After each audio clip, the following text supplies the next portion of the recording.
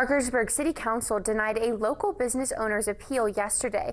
Ari Gold says the city wrongly refused to give him a business license. He claims he filled out all of the paperwork. The city disagrees. Our Logan Riggenbaugh attended the hearing and has the details. Logan, what can you tell us? The Parkersburg City Council has denied business owner Ari Gold's appeal, which was submitted on August 1st of 2025. Ari Gold objected, saying he believes he filled out all of the necessary paperwork and should get his business license.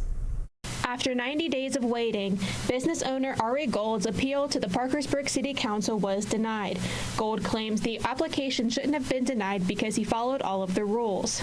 But it's very hard to do it when I comply with everything and I follow the law to the board, but then somebody comes over and tries to put sticks in my wheels to block it from happening.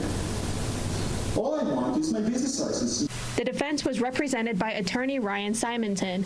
The city says Gold did not include all of the necessary information in his application.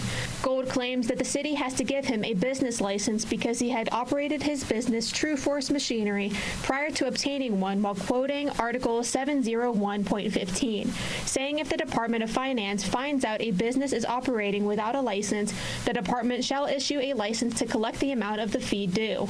However, the defense stated that Ari's statement put the cart before the horse because he has been paying taxes.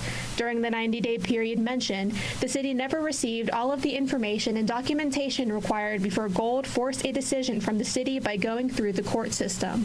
Due to some ongoing litigation, the city was ordered to either approve or refuse the business license within a set time period. So because the city did not have the information required, it had to refuse the license. That's consistent with 701.05 of the city code. 3 witnesses were called to testify: Director of Finance Eric Giles, Heidi Jones of the Finance Department, and Chief Code Official Andy Nestor. Giles and Jones both confirmed Gold did not submit the necessary paperwork needed to issue a business license, such as a copy of his West Virginia business license. After the council's executive session to discuss the findings, Councilwoman Sharon Kuhl filed a motion to deny Gold's appeal, which was seconded by Councilman Roger Brown. Councilman Dave McCready and Council President Andrew Borkowski both voted to deny, while Councilman Wendy Tuck and Zach Huffman voted to approve Gold's appeal. Borkowski says the appeal was denied because the appeal was not necessary.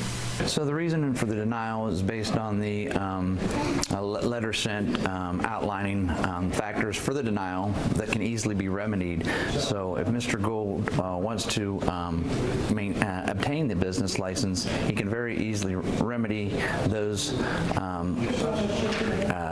items outlined to obtain his business license.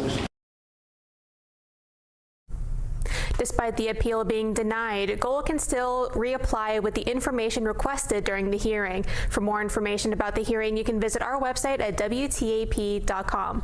That's all I have. Back to you.